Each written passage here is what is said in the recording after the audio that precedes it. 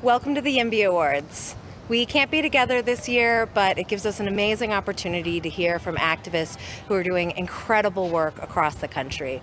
These pro-housing people are making their communities more inclusive every day. So let's hear from them. Southside Forward, a neighborhood group from the southwest of San Francisco. This fight for more housing is personal to us. We're tired of seeing our families and friends move out of San Francisco because there's no housing for everyone. This year is helping with the final push to turn this parking lot behind me into 1,100 homes, half of which are deed-restricted affordable housing. That's why we're talking to our families, friends, and neighbors every day so that we can fight for more housing for more families in our beloved neighborhood. I'm Esteban from Abundant Housing LA. This year, we mobilized activists across the region and were successful in ensuring that RHNA moved forward at the Southern California Association of Governments. I'm in this fight because LA is my hometown, and I've watched it sink deeper into a housing crisis that leaves millions at risk, vulnerable, and forgotten, especially those in my community. We're building the movement to house LA. Hello, I'm Jillian Bandies, and this is Theo, and we started the St. Pete, Florida chapter of YIMBY. We're doing some really great things in the community, and Theo really likes this sign. So if you're watching and you're local, please join us. Ventura County has over 800,000 people just north of LA, but 18 months ago, we had no grassroots pro-housing group. With support of YIMBY groups across the state, we got up and running quick. Today, over 400 Ventura County residents participate in our Facebook and Nextdoor groups to speak out on housing, and 25 candidates filled out our questionnaire. Thank you to all the YIMBYs putting in the work. We can't wait to accomplish more with you in 2021. Hi, I'm Allie from South Bay YIMBY. We accomplished a lot this year, including endorsing 20 candidates in local races and mobilizing public comment in support of opportunity housing citywide in San Jose. We believe in a South Bay where everyone enjoys the dignity of stable housing. I'm a YIMBY because living in a healthy home with access to safe neighborhoods, healthy foods, reasonable commutes, and good schools are all such a big part of living a healthy life. We are San Francisco YIMBY, and we know that cities are only as progressive as their housing laws. We fought for more homes. Here, I want more apartments and more neighborhoods in San Francisco, and we won't stop until everyone can afford to live here. And here. And here. And here. And here. And here. And here. And here.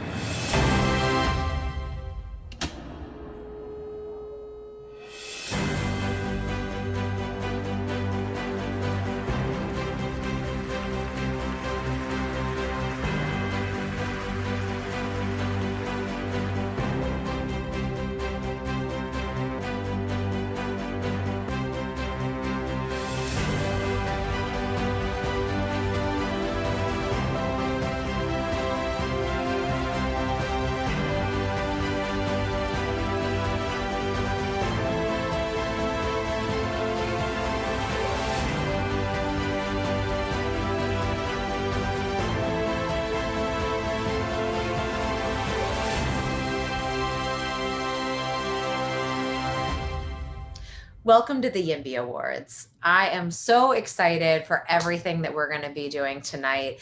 We are here to celebrate the work of activists across the country.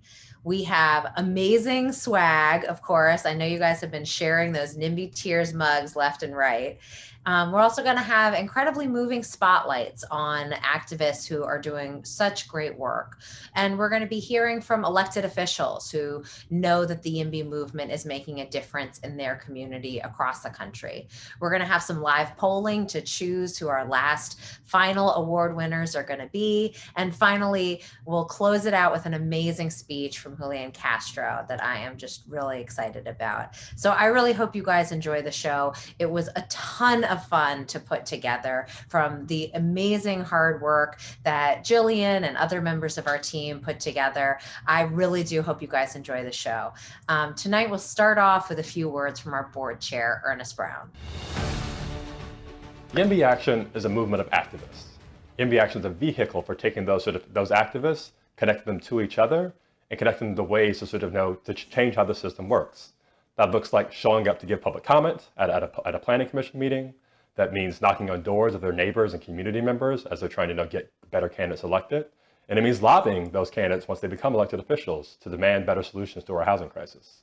And really our vision is that no matter where you are in this country, we're able to give you the tools you need to engage in YIMBY activism, and importantly, again, to connect to your neighbors, because it never works as an individual activity, but once it becomes a group activity, it gets a little bit more fun and a lot more effective. As a leader in this movement, I get really excited every time I find someone who kind of gets the basic premise that we have a housing challenge, but they feel that there's nothing they can do about it. I had one young man tell me, no, I get what you're into, I appreciate the strategies, but I'm just a motivated volunteer. And it's just really exciting that I can say motivated volunteers is the thing. Like that's what we're here to celebrate tonight. The idea that motivated volunteers can change the way this issue both is talked about, but then B, how it's lived by people who get to live in that housing that wouldn't have been there if YIMBYs hadn't advocated for it or for the policies that made it possible to build. We put forth a provocative idea, but just the idea that America's most prosperous cities that are able to create tremendous amounts of wealth through job growth and firm creation need to be open to more people. I think that's incredibly exciting. And again, I'm just so excited that we get to put that on the table as something everyone in the progressive world has to contend with. Is how do they allow for more people to enjoy the good world we're hopefully able to create? Hello, YIMBYs. I wish we could all be together because YIMBYs know how to throw a great party. I'm David Chu, chair of the Assembly Housing and Community Development Committee, and I want to thank you for everything you've been doing during this housing and homelessness crisis, before the pandemic, during, and into the future.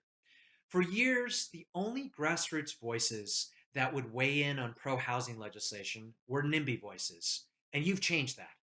It's been so critical to have your grassroots voice and vision to provide support and courage to elected officials so that someday, hopefully, we will ensure that every Californian will have a roof over his or her head. We've had some great victories, we've had some losses, but we know that a crisis decades in the making will take years to turn around. While we may lose some battles, someday our housing movement will prevail. Thanks again, and enjoy the evening.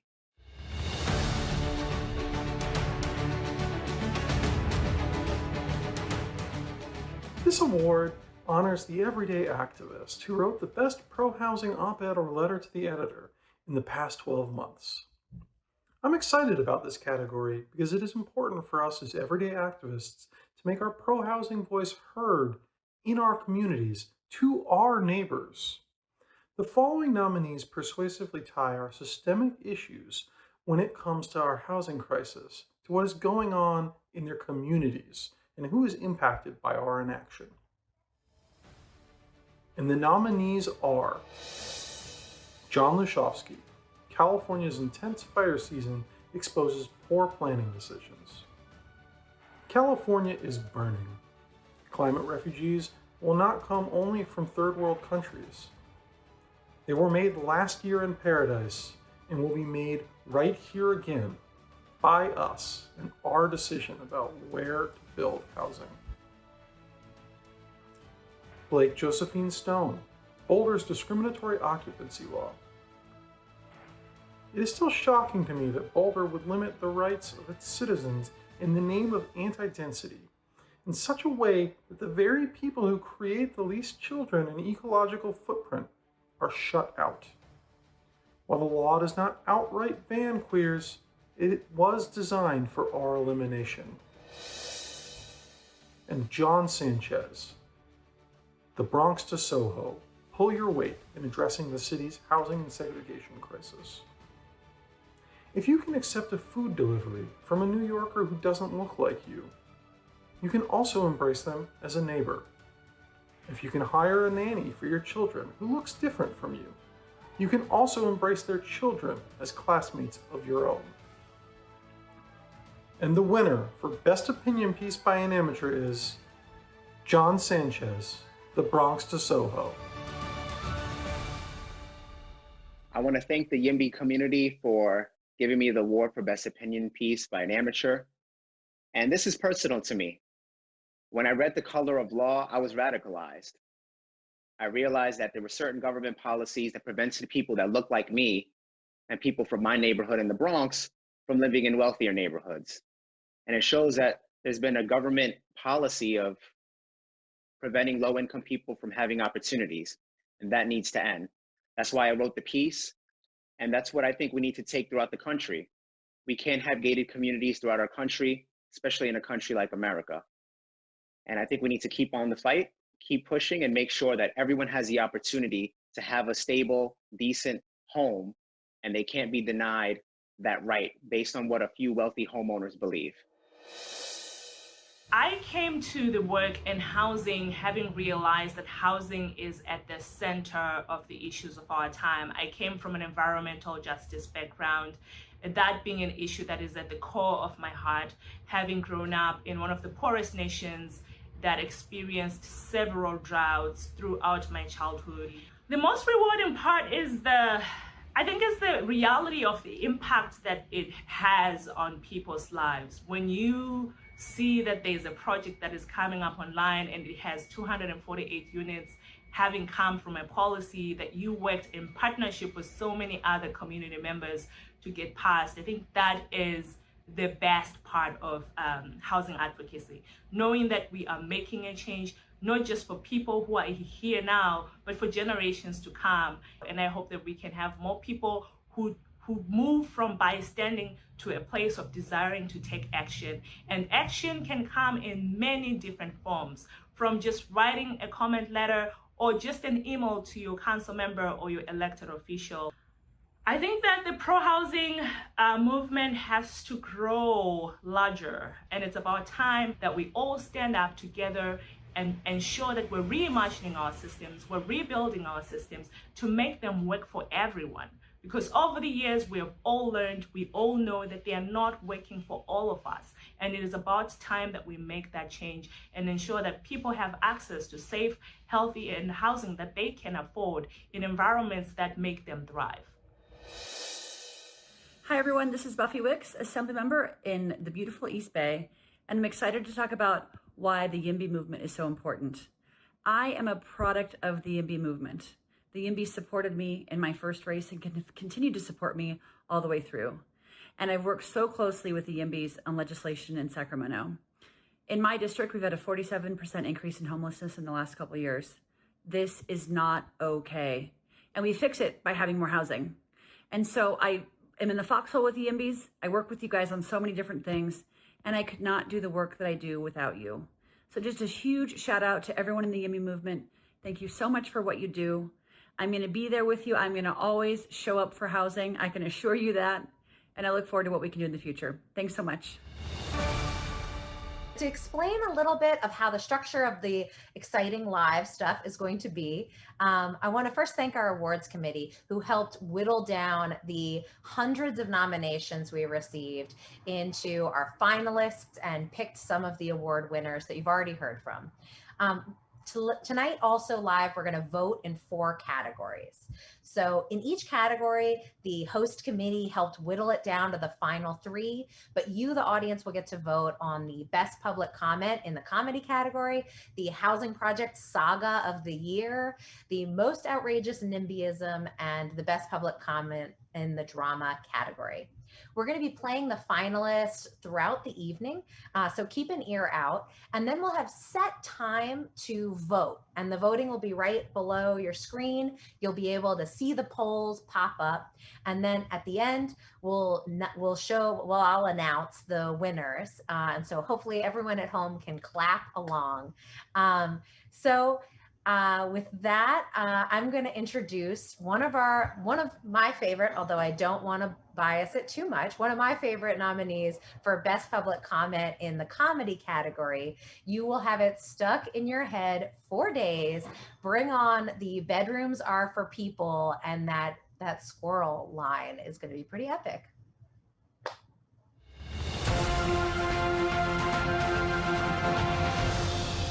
Boulder, Boulder, college town, why are things so upside down? Mansions, mansions on the hill, but our friends are homeless still.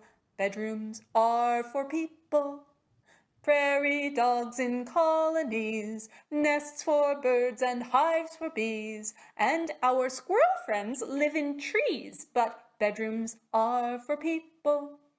Many bedrooms empty lie, while the rent goes sky high.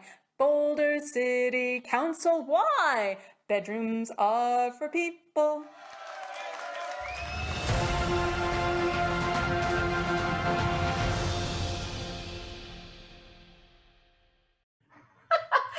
Okay, really, we are live. The medium of Twitter can be really powerful. It can be really toxic as well. And so we really want to acknowledge that in our next award, where we're going to be giving out the award for Best Live Tweeter. And the reason we really think that this is so important is that we're connecting the online world and the offline world. These tweets really bridge that gap and bring that connection between what's happening in local government, where decisions that actually matter in people's lives are being made, and bringing that into the online discourse that can really have a sense of unreality about it. How do we make sure that we bring those two ideas together and that people really understand where decisions are actually being made? And so our nominees tonight, we have Jordan Grimes, who has many hilarious live tweets of perhaps we should say some housing opponents strategizing. Then we have Robert Fuchtman, who has done some amazing tweets, especially about small projects getting rejected for sometimes less than noble reasons. And finally, Nick Burns, who really captured a moment when a lot of tenants protections that are being built into new pro-housing laws were implemented for really the first time. And so tonight, we're going to say, celebrating the YIMBY Awards tonight, I'm going to live tweet it. These tweeters connecting the real world decisions. The winner is Robert Fuchtman. So go tweet that out, Robert. Thank you so much. Here we go. And the winner is, hooray, all right. So now we're going to hear about one of the most tweeted about projects, one of the most tweeted about housing sagas, the Terraces of Lafayette.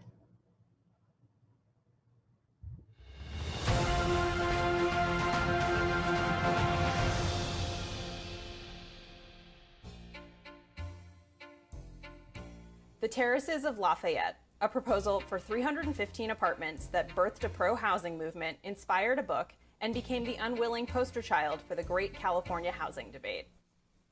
Lafayette, California, your average exclusionary suburb. In 2011, developers proposed to build multifamily housing near Highway 24. The neighbors were furious. City manager Stephen Falk came up with a compromise. Instead of apartments, 44 single-family homes. The developer agreed, but made a deal with the city. If the 44 single-family home project was disapproved, then the original 315-unit project would be back on the table. But someone thought this deal was bullshit. Enter Sonia Traus. Sonia's proto-YIMBY group, SF BARF, sued both the city of Lafayette and the developer, citing California's Housing Accountability Act, which requires housing that follows the rules to get built. SF BARF lost the case. The judge thought that since the developer wasn't complaining, there was no problem. SF BARF argued that the law isn't there to protect the developer. It's there for the hundreds of renters who deserve access to the high-opportunity city of Lafayette. However, out of this organizing, the Bay Area YIMBY movement exploded. YIMBYs elected new pro-housing leaders, like this guy and this gal, who passed laws like SB 167, which strengthened the Housing Accountability Act. Senator Skinner also passed SB 330 in 2019. We'll come back to that. Back in Lafayette, the developer moved forward with the plan for 44 single-family homes. But, surprise, surprise, Lafayette NIMBYs were not satisfied. In 2016, a group called Save Lafayette referended the approval of the 44 single-family homes and successfully killed it at the ballot. Womp! Remember that original deal? With 44 single-family homes killed, the 315 apartment proposal was back. The original project proposal finally made it back to the Planning Commission in summer 2020. And this time, with a powerful YIMBY movement and new laws, the Planning Commission voted that they could not deny the project, citing the Housing Accountability Act. This was a major victory for housing activists and due process. It went next to the Lafayette City Council in August 2020. Opponents sang their usual song, "Lafayette already has enough housing. What about the traffic? The beautiful hillside!" YIMBYs from YIMBY Action and Greenbelt Alliance called in to push back, and a new group, Inclusive Lafayette, led by brothers Jeremy and Benji Levine, organized young people to turn out, asking their fellow citizens to open their hearts to new neighbors. The City Council voted to delay a final decision until another hearing. Enter again SB 330. This new law limits the number of hearings a city can put a project through, and Lafayette had reached its limit. Finally, on August 24th, 2020, citing the Housing Accountability Act and SB 330, the City Council approved the project. 315 apartments would be built in Lafayette after 9 years. So there you have it, the end of an era, a testament to state housing law, enforcement of that housing law, and the power of housing activists. Cheers to new neighbors who will finally be able to make Lafayette their home.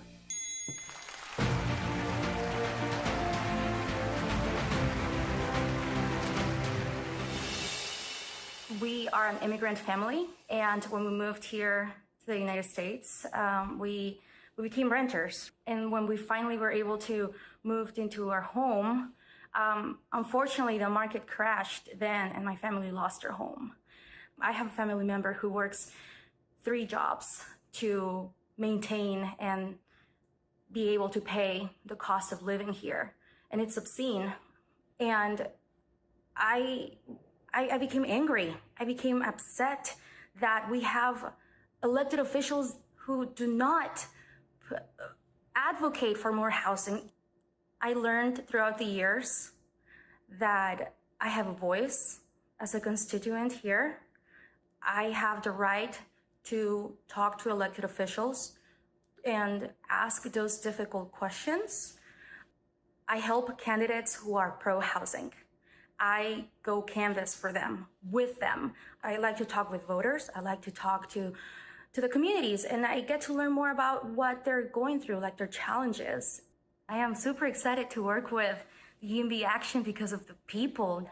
I felt welcomed. I felt that the community, the YIMBY community, opened their arms, and I know that California has so much opportunity, and the YIMBY movement will be, or is, the way to see that opportunity grow. Okay, hi everyone. So thank you all so much for tuning in to the YIMBY Awards 2020. So now I want everyone to take out your phones. So everyone take out your phones. You might have them out already, hopefully, because you're tweeting. And we sent you a text if you registered with your phone.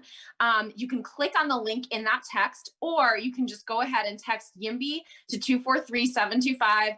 That doesn't work, bidpal.net/YIMBY. So log on your phones. It's going to ask you to log on. I know we've had lots of logs on, but this is what happens when we live in a Zoom world where we have to be high security. So thank you all. I know you are activists. I know you can push through. One more little logging on. I know you can push through it.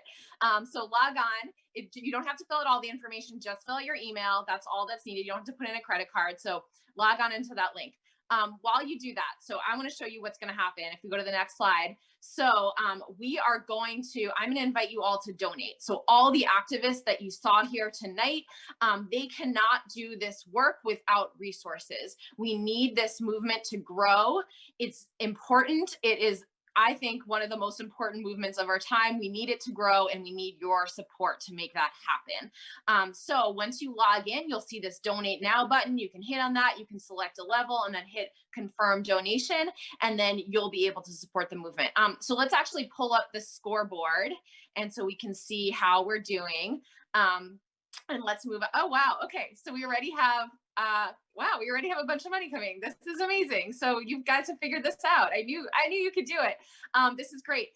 why donate? Again, this is critical to our movement. But also, if we go to the next slide, donors get swag. So we got, I got my NIMBY Tears mug. Do you have your NIMBY Tears mug?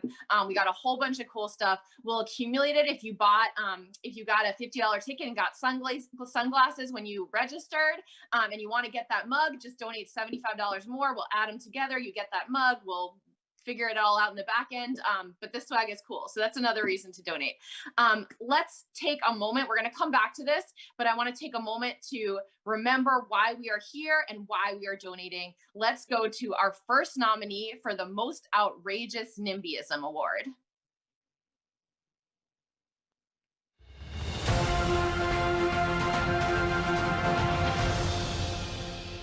The lifestyle I feel like that goes with Section 8 is usually working maybe single moms or people who are struggling to keep their heads above water. And it's not, I feel so bad saying that, but it's not, it's just not people who are, I guess, of the same class as us, which sounds bad, but I don't mean that in a bad way. I hear a lot of the unfair of, oh, we haven't been given this or not that, or we haven't been afforded things that you might have been afforded. I don't look at multimillionaires and think, why don't I have a yacht? Why don't I have a private jet?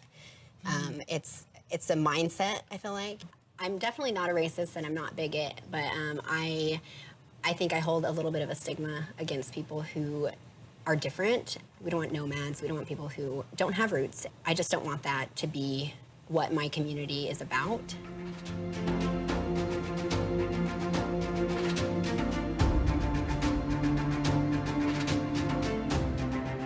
Hi, I'm Adam Buck. I'm a hospitalist in Martinez. I live in San Francisco, and I take care of patients experiencing homelessness basically every day when they're so sick they have to be in the hospital. Most of the time, their illness is directly related to their homelessness. Their medications get stolen, and they can't live without them. They have an infection in their foot, and they can't actually keep their leg elevated, so they end up having to cut off their foot. I know people whose hearts have actually failed because they do meth. I ask them why they do meth, and they say, I never want to fall asleep on the street because every time I fall asleep, I get assaulted. So they just do meth so they could stay awake 24/7. I often tell them that they would be better off if I could prescribe them a house instead of medications. Unfortunately, I don't have the ability to do that, but fortunately you do. The number that's been presented is way too low. I urge you to appeal and use the Plan Bay Area numbers. Thank you. Okay, so if that was a reminder of why we're here, like it was for you, that was intense.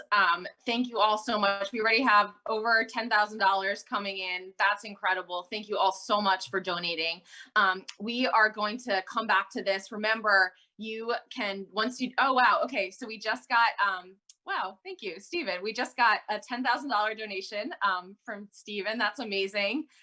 Thank you so much. If anyone wants to match Stephen, let's do it. Now's the time. If anyone wants to one-up Stephen, let's do it. Now's the time. So thank you all for that. We're going to come back to this, but I want to actually, normally we'd be in person. We get to see all the donors. We get to put names to face, names to dollars. But we can't do that. But I do want to introduce you to some of the people who are showing up for YIMBY by being donors. So let's take a moment to meet Dimitri and Sarah, two of my favorite donors. Yeah, we've definitely had personal experiences of, friends and family moving out of the region because of housing affordability. Dima's sister and brother-in-law loved living in the Bay Area, but they decided they just couldn't afford it anymore. Yeah, moved to Nashville. They don't have high-paying jobs, and so they moved to a lower-cost city. About a year ago, we kind of decided to take some of the money we were giving to environmental organizations like Sierra Club and sort of double down on YIMBY because it's sort of the addressing the housing problem addresses a lot of problems at the same time, like some of the social problems I mentioned, but also the climate change issue. If we can solve that one problem, you unlock a whole bunch of other things, which I don't think you can pretty much say about anything else. For us personally, this is the best way we can participate in the movement right now. We're two working parents with two young kids, and so donating is our way to be able to contribute to the movement. We think housing is awesome. Yeah. We want more and more dense housing. More dense housing everywhere.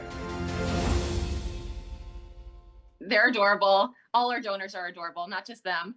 So wow, we already have over $30,000 coming in. This is amazing. Thank you all for showing up. You are gonna be able to donate throughout the night. Just use that link. Again, you text YIMBY to 243725 or bidpal.net/YIMBY, and you can donate throughout the night. But I do wanna do one more thing together.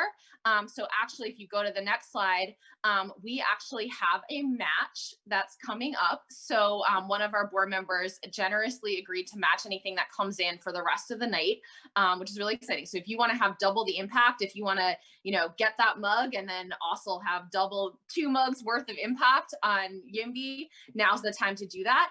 So we're going to do this all together in a power 90 seconds. So if we can get 90 seconds on the clock, great. Okay, so what's going to happen is in the next 90 seconds, again, anything that you donate gets doubled. So go ahead and log in. And again, you click on the link. You don't have to fill out all the information. You don't have to enter a credit card right away, but click on the link and select donate now, select your level, and then you can donate. And I'm seeing things coming in. So this is great. Yes. Thank you so much. Thank you so much. All the donations are coming in. Remember, there is swag involved in this. Obviously, the reason to donate is to support all the activists that you see here today to ensure that we can fight for more homes and that we are empowering the people on the ground like you who are leading that fight for more homes. That's the reason to donate. However, you also get sunglasses, legalized shade sunglasses. You also get your NIMBY Tears mug. I think this is cool. I'm super into it. Social media thinks it's cool. So you also get that. And we have picnic blankets. So $500 and above, you get these Yes in My Backyard picnic blankets. And then we also have, okay, wow. Money's coming in. This is amazing. You guys really like these picnic blankets. So we have, we don't have too much time. Let's see, we have 16 seconds left. So get in your donations. Again, everything that we donate will get doubled for here on to the rest of the night. We have 5 seconds left of this power 90 seconds. Okay, get those donations in. 2, 1. All right, time. This is amazing. And I know there's actually a delay, so some of the donations will come in, but we're over $42,000 raised, which is incredible. And it shows how much you all care about this movement and support this. So thank you for showing up for YIMBY in this way. I want to show you quick how to check out so we can complete this and we don't have to bother you again. So if you go to the next slide, once you log in into that interface where you made your donation, there's this little user icon in the upper right corner. So hit that user icon and then go to the receipts tab. So it's right in the center, the receipts tab, and that's where you can fill out all the information. So should be quick, hopefully your phone can auto load.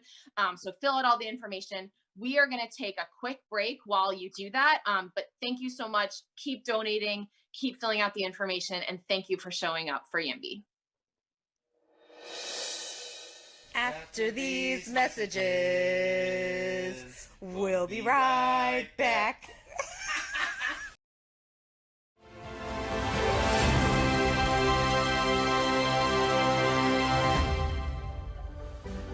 We're People for Housing based in Orange County, California. This is the first project that we ever advocated for, starting back in 2017. And now in 2020, we've just finished our first round of endorsements.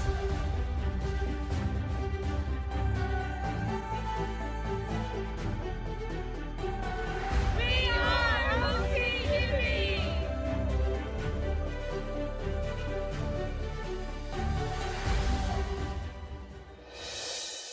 Hi everyone, we're Streets for People. We're campaigning for safe streets, fast and frequent transit, and dense, vibrant neighborhoods in the Bay Area and beyond. We've already helped organize public comment at the MTC in favor of real decarbonization strategies. And at the Board of Supervisors, campaigning for slow streets and transit lanes. So if you believe cities should be built around people and not cars, come join our work. I'm a YIMBY because I live in a great city, but I've lost too many friends who've moved away because they can't afford to live here anymore. As you can see behind me, This year, construction began on the Gateway and Railway project. When it's finished, we'll have 400 new units of transit-oriented housing, 100 of which will be affordable. Over the past 2 years, Peninsula for Everyone volunteers mobilized multiple times to support this project. I'm a YIMBY because, as you can also see, the climate crisis is upon us. Unless we build more housing like this near jobs and transit, we will never solve our carbon emissions problem. I'm a YIMBY because I believe the fight for housing is the fight for social equity, and everyone deserves a chance to live and contribute to a happy, thriving community. Hey there, this is Corey with the San Francisco Housing Action Coalition. SFHAC advocates for housing at all levels of affordability in San Francisco and around the Bay Area. This year, I'm proud that our organization's executive director, Todd David, co-authored an essay with Stefan Cook exploring the relationship between zoning and institutional racism. In 2014, some of us in Sunnyvale decided we weren't going to be silent about the growing lack of affordable housing. Housing for our children. Housing for our grandchildren. Housing for our workers. Housing for our families. Housing for retirees. Housing for recent grads. Housing for all of us in Sunnyvale. We fought relentlessly to bring more homes for all of us living here in Sunnyvale.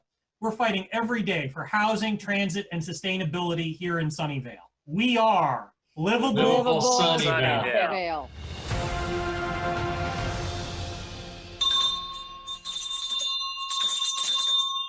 Shame, shame, shame. That is the only word to describe HCD's current proposed allocation of 400,000 homes. Spur estimates that from 2000 to 2018, the Bay Area built 700,000 fewer homes than we needed. We see the consequences of this every day. We need to build more housing desperately. Thousands of our residents, disproportionately residents of color, are being displaced from the Bay Area every year. If we believe that climate change is a crisis, if we believe that Black Lives Matter, if we believe that immigrants should be welcome in our communities, we need to actually build enough homes for the working class people who make our region great to live near their jobs.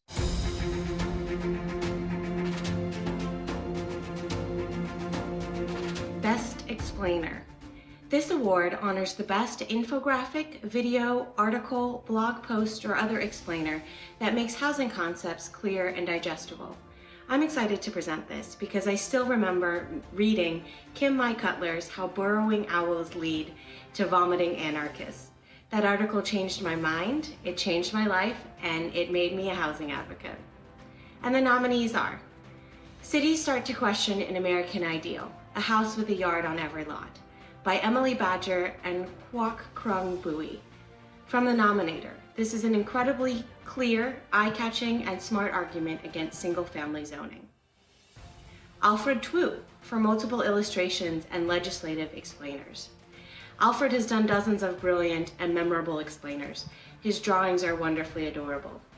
On a personal note, my husband, who works for a state legislator, said that he wished Alfred would draw each of the bills that he was responsible for.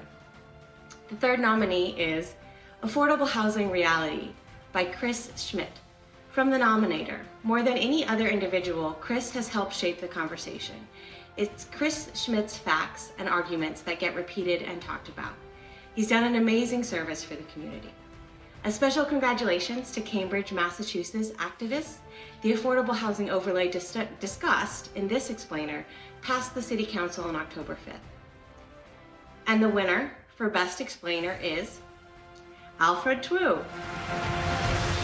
I got involved because I know that for our housing crisis, housing is our #1 issue. It's the biggest expense most people have. My background's in architecture. I work as an architect, been doing that for the last 15 or so years. And when people were starting to have these conversations about the tech buses and all the people who were working in South Bay but moving into San Francisco, and so I made these images that showed large apartment buildings surrounding these suburban office parks. And from there, Sonia contacted me and say, hey, we need a drawing for the Balboa Reservoir project. Can you do one? And that's how I got involved. Typically, I first start looking at the big picture of what are all the different legislations going on in any given year. And then for each individual bill, I think about, well, if this were a one-word summary of what this is about it about bikes? In that case, a real building with a bike in front of it. Is it about density bonus? In that case, I like to usually draw that as a building with another building on top of it. So much of this is about having a winning narrative, having a story that people hear and understand, ah, yes, that makes sense. I think that was key to so many political movements, is that good movements have good stories behind them. Fundamentally, this is an optimistic movement where we're all in this because we believe this problem is solvable, and it's solvable by going forward. The full moon was out that night, giving the street lamps a run for their money. I vaped and thought about how much I love new construction. We've got another one, boss. A downzoning? General plan compliant housing project. Denied for being zoning non-compliant. Project sponsor wants to know if HCD can help. We can't wait for them, Ben. They're up to their eyeballs. We'll write a letter and alert the YIMBY Action membership. And if that doesn't work, we'll sue. Sue.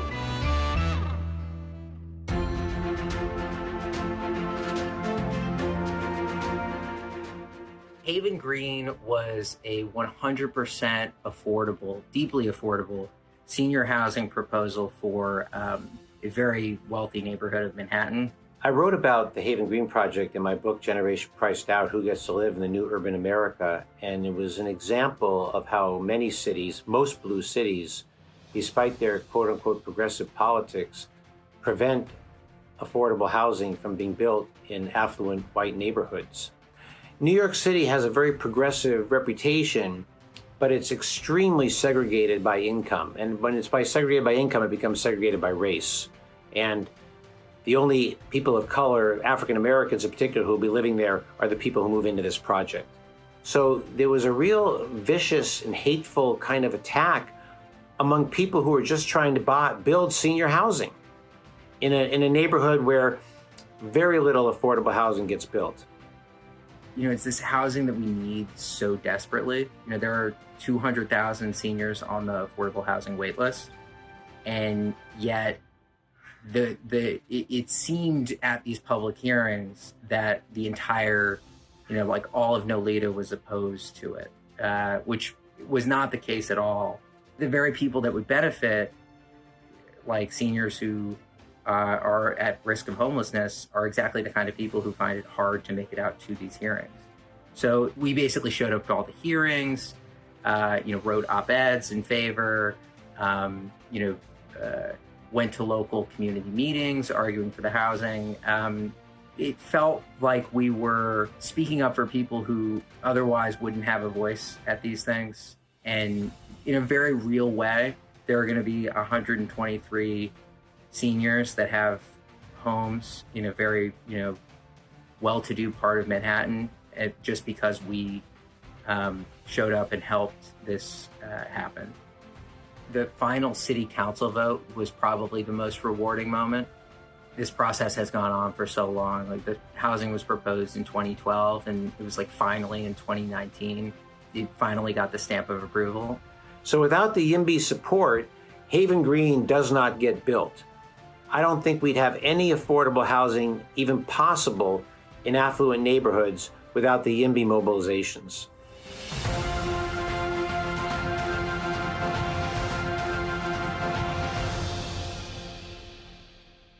Behind me is the nurses' barracks. 25 years ago, Fort Ord closed, and this building has sat empty the entire time. Local developers gonna reuse it, 40 new apartments, 8 low-income, deed-restricted. It's really critical in our community that we build more housing. We've got 2,000 homeless students out of a total population of 10,000 students. And so every housing unit that does not get built is a lost opportunity to eliminate poverty and grow a stronger, healthier, and more successful community. And I'm so grateful to join your ranks as a YIMBY and advocate for abundant housing across all of California. The importance of affordable housing is very personal to me. Just like many families, rent became extremely expensive, where my wife and I actually had a conversation about moving away from the city that I love. This experience has fueled my passion for affordable housing because I know what it feels like to almost move away. This is why my work with housing advocates and YIMBYs is so important. With your help, we were able to pass one of the largest affordable housing projects in South San Francisco. Thank you to all the YIMBYs out there and their supporters. Keep fighting the good fight.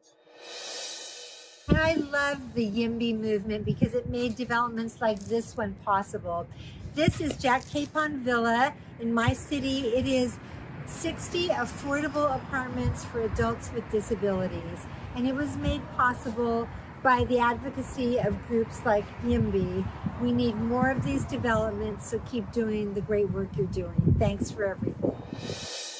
For me as an immigrant, because I grew up, when I came over here, me, my family, my sister, 4 people, we live in like 1-bedroom apartment for 10 years. And when I go to college, we have 6 people in 2-bedroom apartment. When I get out of college, I was able to rent a basement for $500. And then I'm looking myself, I got a graduate college degree, and I can't even afford a affordable house here in Oakland. And, what am I supposed to do? What I did not realize before I joined YIMBY is that all this decision making on building, how, who build what, where, it's all happened in the city hall.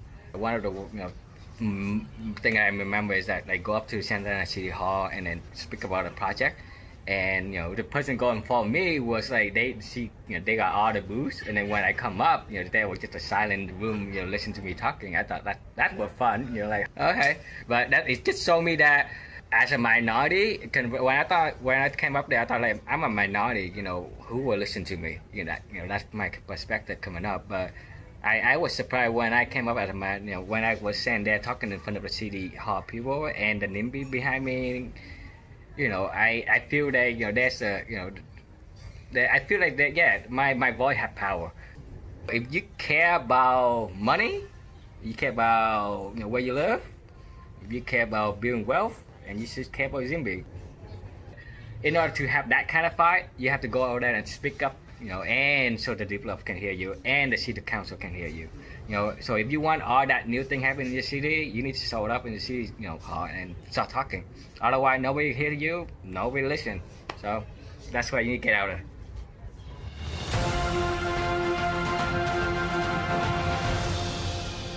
There's an unwelcome sight in the neighborhood. A developer is being greedy. There's a hole in the sky where a tree once stood. Such a lack of life and sound. All that's left is bare, muddy ground. A magnificent tree was murdered. The mighty dollar cut it down. There's a hole in the sky where the tree once was. Somebody's making money. Stand up. There's a hole in the sky where the tree once was. Somebody's making money. Laws protect exceptional trees, but the city grants exemptions to these. Instead, they reward the developer's greed and sanction the murderer's deeds. There's a hole in the sky where the tree should be. Every change that you make in cities like Austin and New York and San Francisco, all the changes that you're pushing for, help us right here in Seattle. You've pushed a more equitable public policy agenda, and we're stepping up. I got elected as a renter. I'm now a first-time townhome owner, starting my family here in the city that I work, and I want more people who look like me to be able to do the same. We'll continue to fight together alongside one another in this diverse coalition that you all have helped create. And I just wanted to thank everybody who's watching this today for your activism in trying to encourage pro-housing policies in your communities. When I was first elected to the Palo Alto City Council in 2012, there was no organized pro-housing groups. And so we'd have the same people come to city council meetings every single week to oppose projects, to lessen the density of projects. And very few people would come to support the housing that I knew my community so desperately needed. I've seen how important this is at the local level, now at the state level. Just want to really thank all of you for the work that you're doing to make sure that we in California build the housing we so desperately need for our community and our residents, our friends, our neighbors, and the people that help our communities run.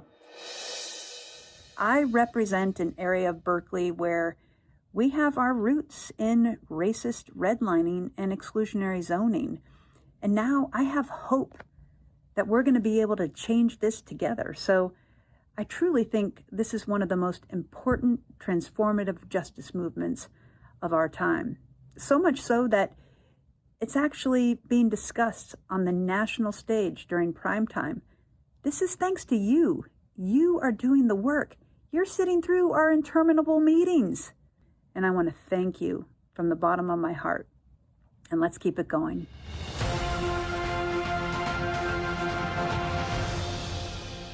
Greetings, everyone.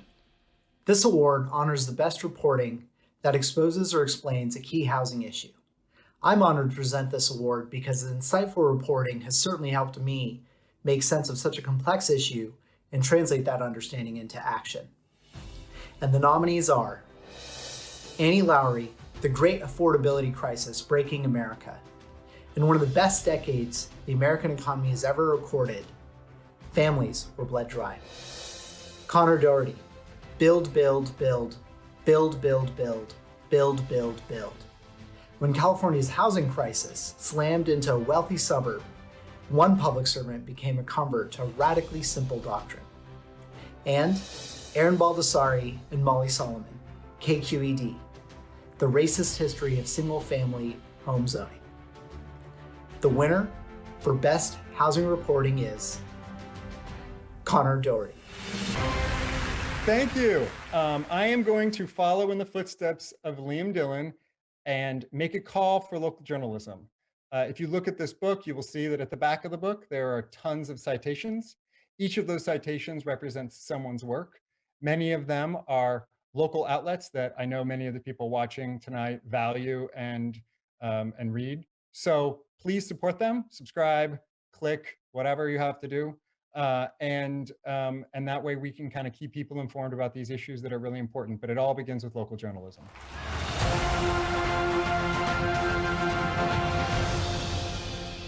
Can you imagine if we allowed to block the production of bread? We allowed anyone to block the production of bread. Or if for every loaf of bread, we had to beg the Politburo for it to be baked, how quickly would we starve? Well, ladies and gentlemen, we are starving right now. And you can see it in the housing prices, and you can see it in the streets where our brothers and sisters have to sleep because we do not allow any housing to be built. Please allow this housing project to be built and disregard spurious appeals like this. Thank you so much.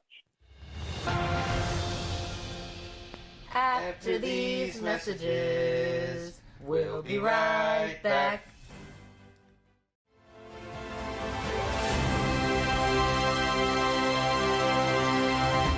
It's hard to overstate how impactful the YIMBY movement has been in moving our housing conversation forward.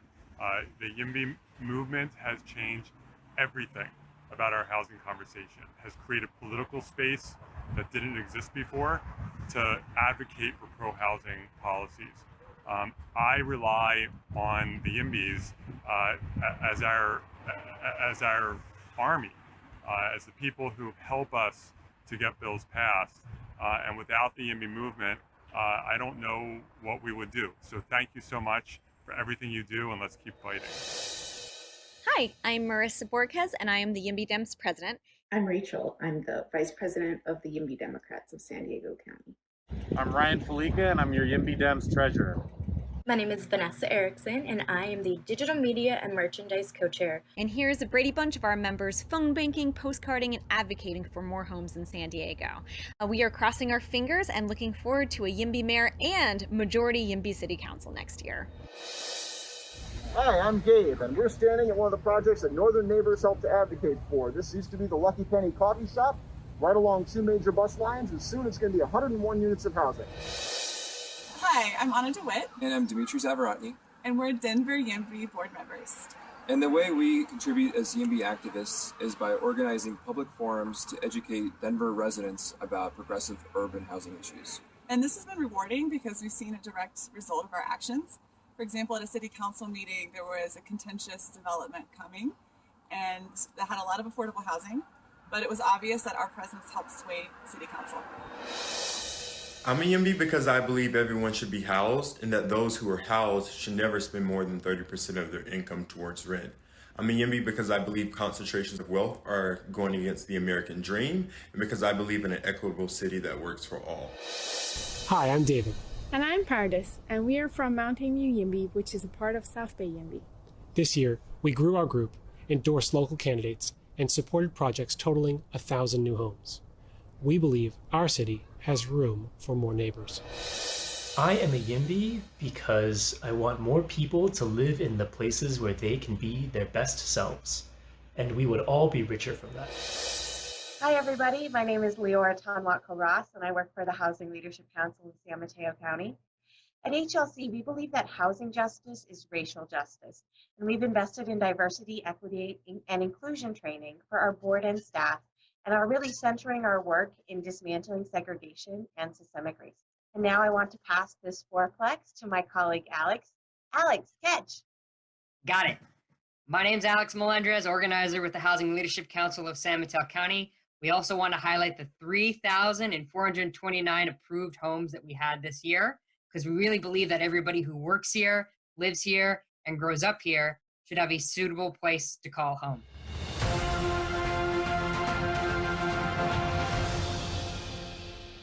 As far as I can tell, you're about to recommend that we add no units of housing to Soho, right? And quite frankly, fine, 100, whatever. As far as that now, how many people of my generation, of my age, did you see at these meetings? Because I was there, I was at every single one of them in this process, and it was damn near zero. And it's because nobody my age can afford to live in Soho, because the homes cost $2.3 million and the rent is $5,000 a month. So you, whatever. So, what? That's the problem. What I'm saying is, in this process, we essentially asked a lot of people who already lived in this extremely desirable, wealthy neighborhood, close to 2 of the largest job centers in the Western Hemisphere, if they thought we needed more housing here. It turns out they already have apartments, so they said no. I bet if you asked other people who want to live here but don't, they might give you a different answer. Why is it important that we are involved in elections? You don't get taken seriously if you're not showing up for the people who make the laws when they're trying to get in a position to make those laws. We need to have sustained leadership that takes this problem seriously and will take the hits to get it done. And that means electing those people at every level of office. If you're not helping someone run for office and making it clear front and center that the reason you're there is because of their stances on housing, then they're going to take you for granted. They're going to take the notion of being pro-housing for granted, and they're going to prioritize other people and other groups and other interests ahead of yours. And for me, it's that simple. Phone banking is you know, I understand the reticence with, you know, getting on the phone and talking to strangers. Honestly, though, once you get over that hump, and once you like just get in the groove of it, and you start to like get good at riffing on the script and not just reading it robotically, but you're able to kind of naturally talk through it. It's one of the most bang for the buck. Like spending 2 hours calling 100 people is one of the easiest, quickest ways you can help a campaign out. I felt pretty damn good when London Breed became the mayor. You know, that moment when she was elected, that was really powerful for me. I had spent a lot of time canvassing and a lot of time talking to people, and it felt vindicating when she got up on the steps of City Hall and said, the era of saying no to housing is over, and we have to say yes. In my 5 years in local government, I have seen the YIMBY movement change the tone around housing. By showing up and speaking up, YIMBYs have held up housing as more than a policy idea, as a value and a human right. You make my job easier by showing that communities care about housing. Those letters, calls, public testimonials matter. Our work is by no means done, but with your support, we're gonna get so much more done together. Thank you, and keep it up. We have a lot of restaurants, businesses, opportunities here, but not enough housing. I was born and raised in Palo Alto. I love this community deeply, but I really worry about our future. What does this place look like in the next 10, 20, 50 years? I think that future needs to involve a lot more housing. In terms of equity, the environment, the economy, I think Palo Alto needs to be a place that welcomes more neighbors, more families, more young people, more guys on skateboards. I cannot say how much it means to me that there's a YIMBY movement in the Bay Area, in the state, across the country. It means so much to me as an elected official to hear young people, diverse groups stepping up and standing up and saying, we need more homes. Our people need places to put down their roots, to send their kids to school, to get a good job, to engage in new opportunities.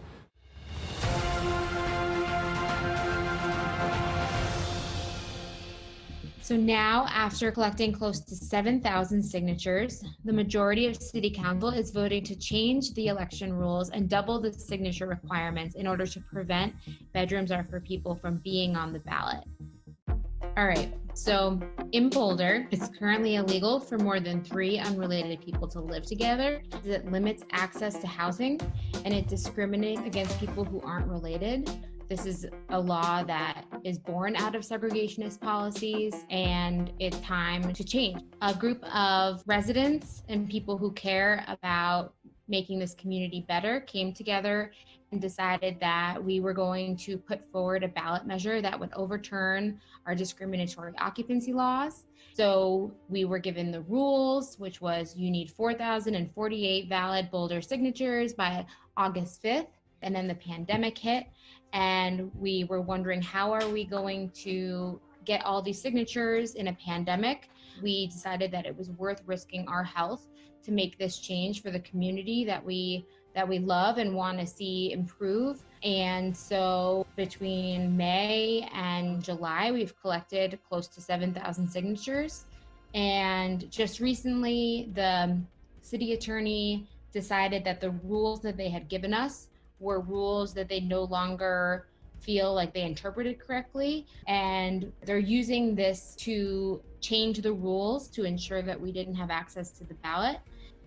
But we will not surrender, and we will not be silenced. Boulder is ready to change its discriminatory and oppressive housing policies. And we've really, put ourselves on the line to make sure that the community has the opportunity to vote on this issue. We will do everything in our power to make sure that that happens.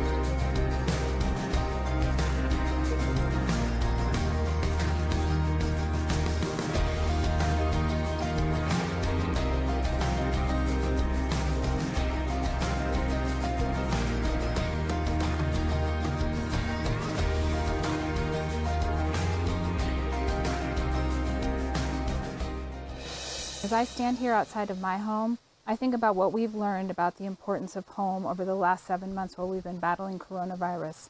Homes have become our places to work, our places to learn.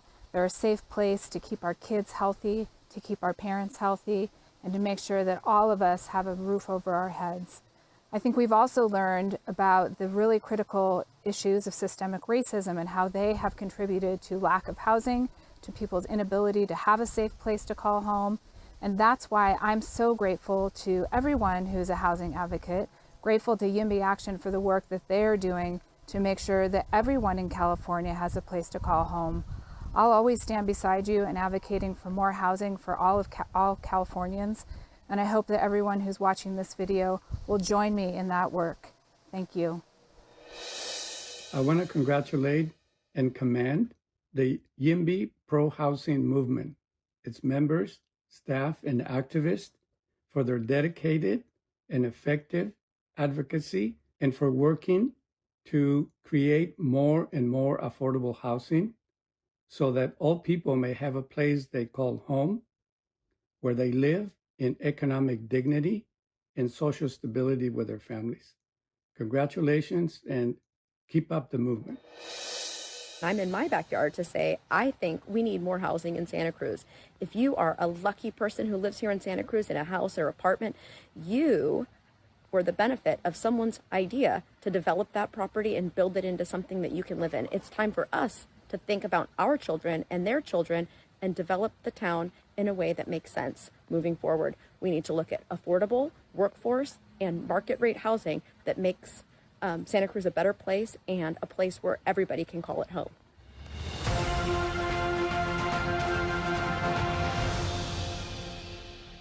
This award honors the best pro-housing op-ed or letter to the editor written by a professional.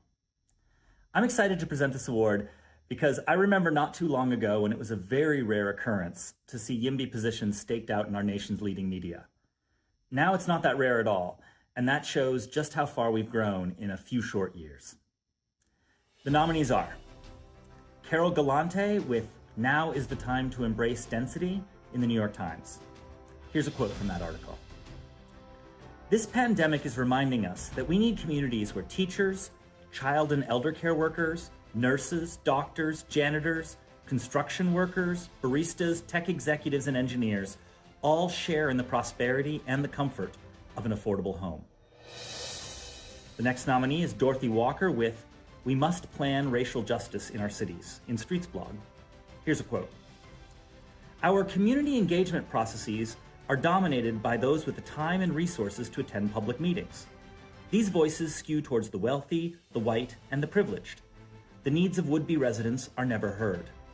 And our cities grow more unequal, more racially segregated, and more unaffordable year after year." And the final nominee is Farhad Manjoo with "Let's Quit Fetishizing the Single-Family Home" in the New York Times. Here's a quote. "We have too many people and too few places for them to live, offered at too high prices, in too many areas touched by climate change-related menaces, like wildfires, all too far from where people work. And the solution is so painfully obvious, it feels almost reductive to point it out. Make it legal to build more housing." And the winner for Best Opinion Piece by Professional is Farhad Manjoo with "Let's Quit Fetishizing the Single-Family Home" in the New York Times. Wow, thank you. I'm thrilled to be awarded. So I wrote this piece about single-family houses, and I grew up in a single-family home in Southern California, and now I live in on the peninsula, and there's suburbs. It's sort of suburbs of townhouses, and we moved in a townhouse a few years ago, and I love it. I think in general we like undersell the benefits of kind of the YIMBY living, of like fewer cars, about living more efficiently, living in a denser place. I notice like efficiency gains, like we have a lower electricity bill because we have insulation from our neighbors, and like we see each other, we see people more frequently. So I think we should focus on livability as part of the YIMBY movement. All right, thanks so much.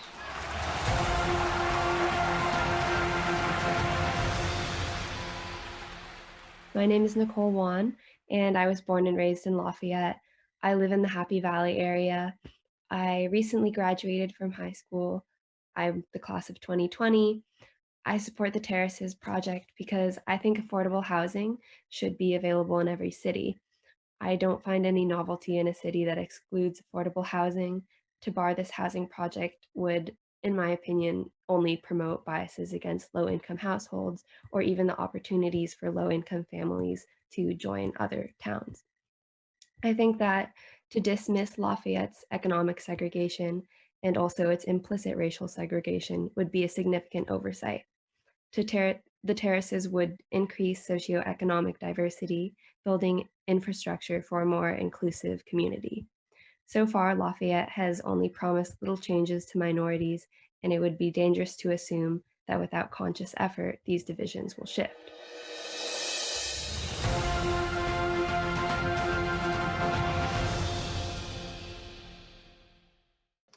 Hi, I'm Dan Cohen. Some of you might know me as the guy who ate falafel during my public comment, and I got chastised by the planning commissions for speaking with my mouth full. They told me my public comment didn't count for this award because it wasn't about housing, but at least they gave me this cool speaking gig. So, as a recap, the nominees are Krista Nordbach from Boulder, Colorado for the Bedrooms Are People song, Richard Mellinger from Sunnyvale, California for ringing the shame bell, and Jake Schmidt from New York City for his heckle off with Soho NIMBYs. Let's pull up the poll. You'll see the poll below the video feed. And let's get up a 20-second countdown clock for you to vote on the winner. And by the way, while we're waiting, I might as well point out, if you donate, you can get one of these NIMBY Tears mugs. I personally like it a lot.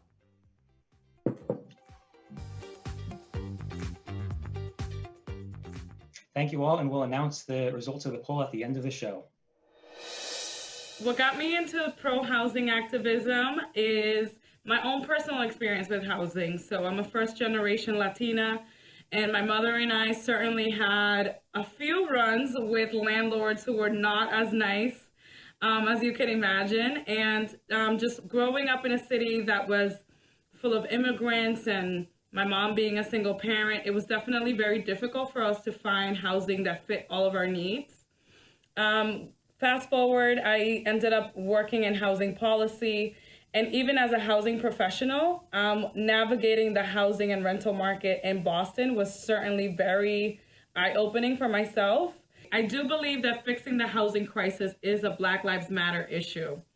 When I think about the history of redlining in the city of Boston and many, many other communities across the country, I start to think about what would have been made possible if a lot of those residents had a chance to really make Boston their home. We certainly would be looking at a very different Boston today.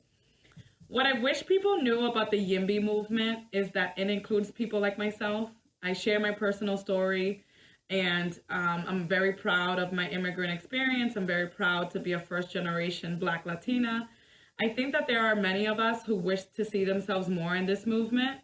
And it's certainly, we can do better about making sure that we're making the inclusion of a big part of our movement and a big part of the issues that we decide to take on. It makes me very hopeful to see people who, again, maybe just a few years ago, didn't see the need for housing and have certainly woken up to the fact that our communities are just not building in the way that they were before, and also recognizing the need for housing and just the activism that has sprung up in the last few years. That makes me really hopeful.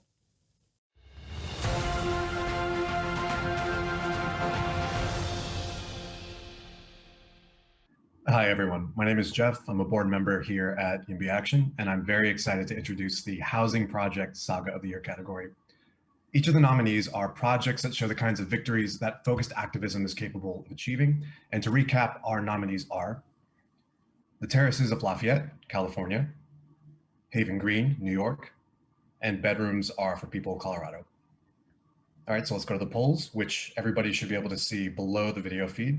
So if we can get 20 seconds on the clock, please cast your votes starting now. All right, thank you everyone, and we'll announce the winner at the end of the show. After these messages, we'll be right back. He does look handsome. Yeah.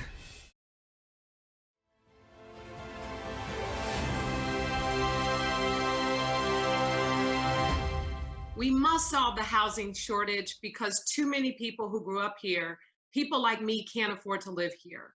I've seen too many people I know leave, not because they want to, but because they can't afford to stay.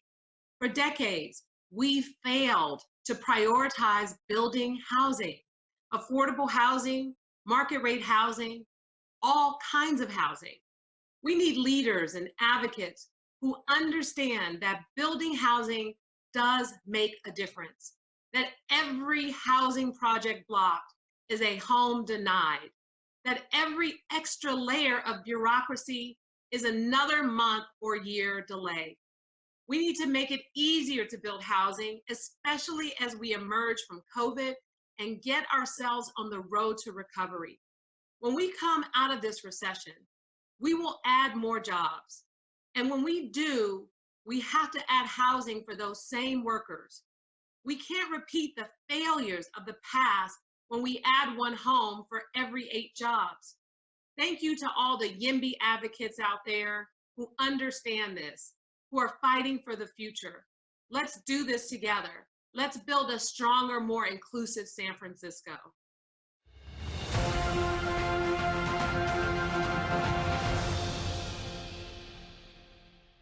They're not satisfied with spreading the chaos and violence into our communities. They want to abolish the suburbs altogether by ending single-family home zoning. This forced rezoning would bring crime, lawlessness, and low-quality apartments into now thriving suburban neighborhoods. President Trump smartly ended this government overreach, but Joe Biden wants to bring it back. These are the policies that are coming to a neighborhood near you. So make no mistake, no matter where you live, your family will not be safe in the radical Democrats' America.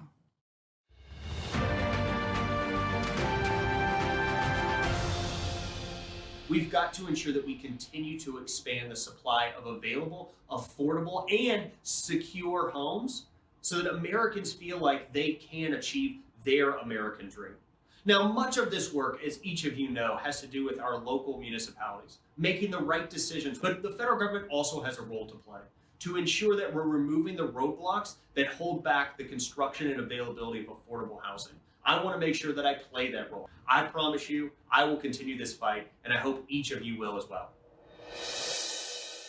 For the past 75 years, policies like redlining and exclusionary zoning were used to discriminate against people of color and trapped communities in a cycle of poverty. The best way to create affordable housing and stop the dawning housing crisis is right in front of us. We must build more homes and provide diverse and creative affordable housing options. I'm a proud supporter of the Yes in My Backyard Act, and I was even more proud when it passed the House. This is only the beginning of all the work that needs to be done for our fair, equitable housing, but I'm excited to be a part of it. Thank you. I'm here today because I'm the proud sponsor of H.R. 4351, the Yes in My Backyard, or YIMBY Act. I'm grateful to each of you for all you do for the YIMBY movement. Your hard work has brought this as far as the U.S. Congress, and Congress has a role to play in YIMBY. Look, it's long past time to take on barriers to building more affordable housing, and I'm so glad you are connecting and discussing ways to move forward. It is truly an honor to be a part of it, and I thank you. You don't need me to tell all of you just how important affordable housing is. It's an issue that impacts all of our communities all over the country. But that's why I was so pleased to partner with all of the folks watching today on HR 4351, a bipartisan bill that lays out a specific plan for local communities to make housing more available and accessible to more people.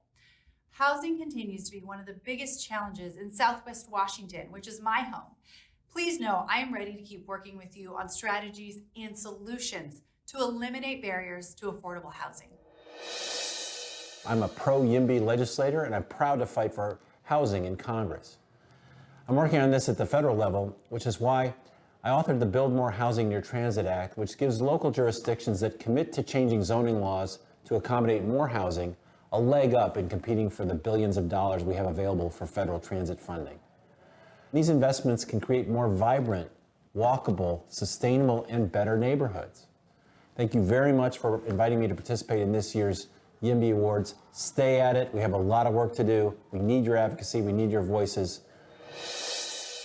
Fewer homes are being built today per household than at any time nearly in modern history.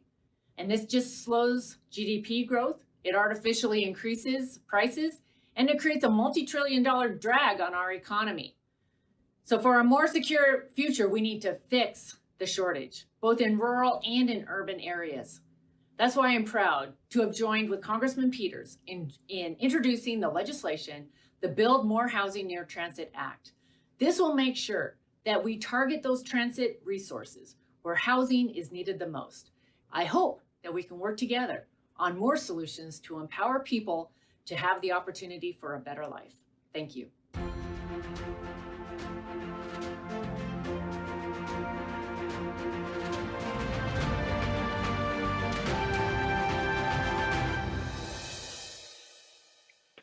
Hi there, I'm Ernest Brown again, Board Chair of YIMBY Action, and excited to announce the nominees for Most Outrageous NIMBYism. I think this award is pretty important, even though all the nominees are terrible, because this movement really begins as partially a reaction to the way that NIMBYs have blocked us from having the kind of housing policies we need, and plus we need their tears to fill our mugs.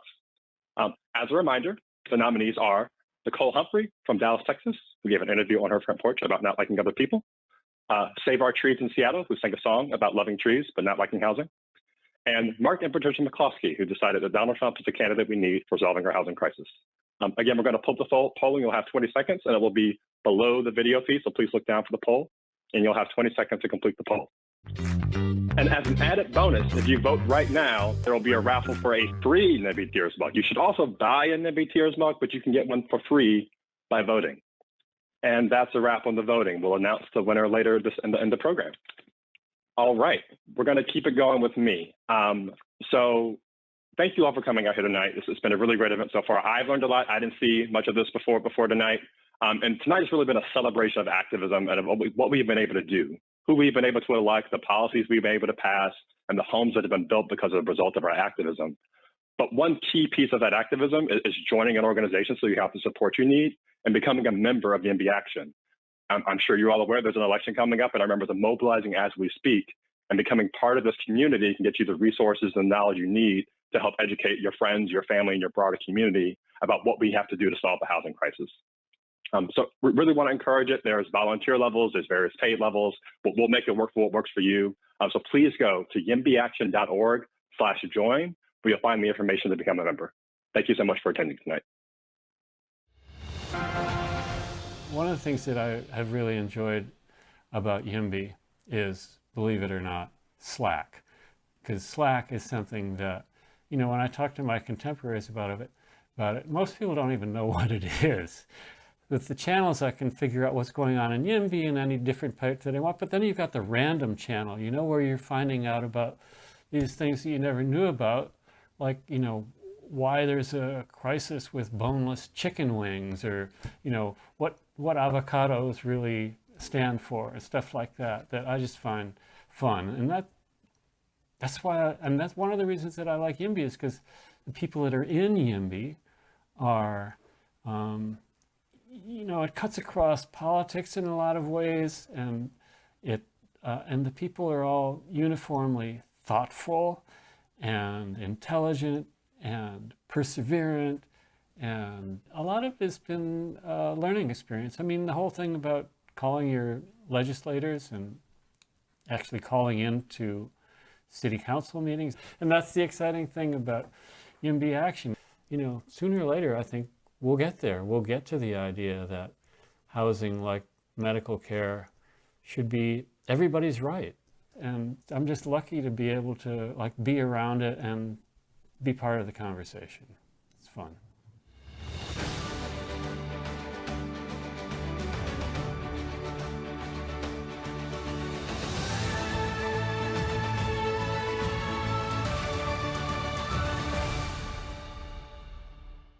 Thank you. And our final award category of the night is Best Public Comment in the Drama category. You've heard them already, but this is your chance to live vote.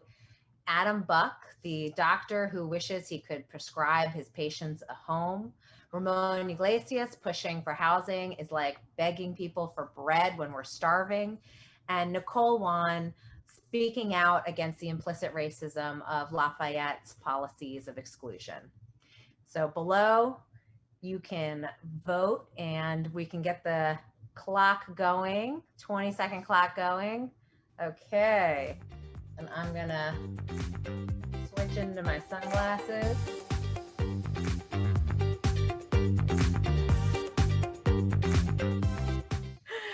Okay, awesome. So we will announce the winner at the end of the show.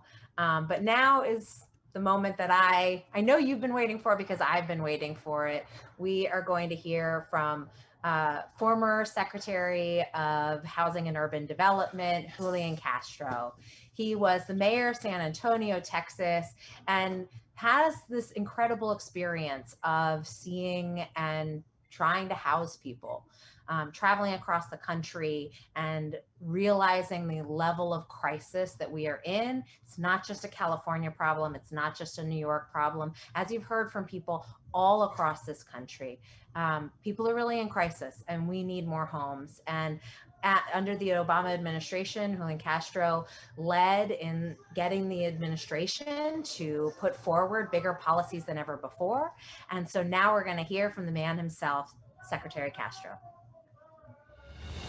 Hello from Texas, everybody. I want to give a shout out to Laura Foote and everybody at YIMBY Action. Thank you so much for the invitation to join you. I wish that we could be together in person, but I couldn't let this opportunity pass without taking a moment to just say thank you for the work that so many of y'all are doing to make affordable housing opportunity more possible there in California, in the Pacific Northwest, and throughout the country.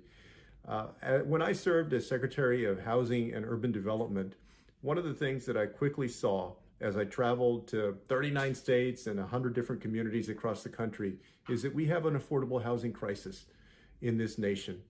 We have too many people that are not able to find a safe, decent place to live. Because of that, we have folks who end up in shelters, homeless, people who double up, folks who sleep in cars. And we want to make sure that in the years to come in this country that we're able to provide greater housing opportunity. I see housing as a human right, and I believe that we should treat it that way. Part of ensuring that we can get to the day where everybody has a safe, decent place to live is grappling with the dynamics that happen at the local level in terms of ensuring that zoning and land use codes and the decisions that are made are conducive to the creation of more housing that is affordable to lower income individuals and middle class families. I want to commend many of the folks who are part of the organization for the work that y'all have done to try and break down the barriers that too often exist that stop those kinds of developments. I certainly believe that neighborhood residents in any neighborhood should have a voice in shaping the character of their neighborhood. But I also believe that too often times that NIMBYism, and unfortunately a legacy of prejudice and discrimination and bigotry, has kept out lower income communities and communities of color from real meaningful housing opportunity. A few years ago, when Rod Shetty and his colleagues released their 20-year longitudinal study on the impact on families of being able to get housing in high opportunity areas, it was groundbreaking, and it reminded us that we need to work to make sure that no matter who you are, no matter the color of your skin, no matter your background, that you're able to get good housing opportunity in this country, because housing is so linked to job opportunities, educational opportunities, overall quality of life, health outcomes. So it's important that in this country that there be a pushback against the NIMBYism that has stunted housing opportunity for way too long. Now, I want to also just take a minute to acknowledge that there are cross dynamics here. Oftentimes people have brought up the issue of gentrification and displacement. And that's a legitimate, valid issue. In many communities today across the country, people are being displaced. When I was at HUD, one of the things I asked the staff to do is to better understand and research gentrification and displacement. And I still believe that it's a balancing act that local communities must engage in. What I don't believe is that that should become a reason to say no to the investment in affordable housing opportunity for people who need it. The fact is that whether we're talking about California or my home state of Texas or a number of other places in this country, in cities big and small, we need to create more units. And we need to do it in a way that provides meaningful opportunity for people to live in neighborhoods of opportunity.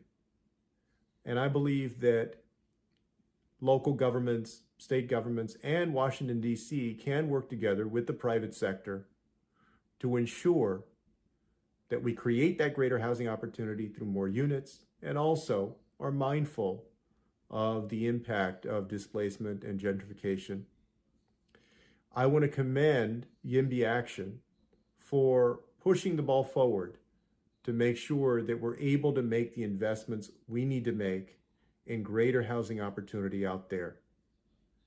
If we're going to get past this housing affordability crisis, if we're going to make sure that everybody has a safe, decent place to live, then it means that we need to build more units. We need to be thoughtful about how we do it.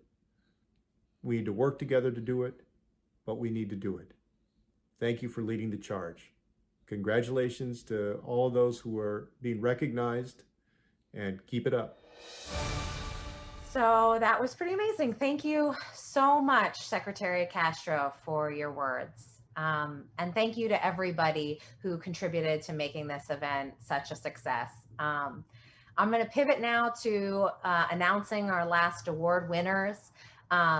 In the comedy category, congratulations to Jake Schmidt out in New York. You earned it. And for worst housing project Saga of the year, we hope that they won't be sued again. The Terraces of Lafayette. For the worst NIMBYs, I think we all really knew that it was going to be them, the McCloskeys, worst NIMBYs of the year by far. And in the drama category, Adam Buck for your powerful, powerful message. Awesome. So this was an incredible event to pull together. I hope you guys enjoyed it as much as I did. Thank you to our donors. Thank you to every pro-housing group that contributed. You got to hear from people across the country working to make their communities more inclusive, to bring down housing costs and reduce barriers.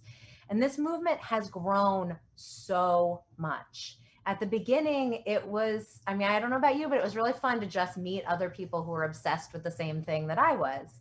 It was exciting to find 3 other weirdos who agree with you.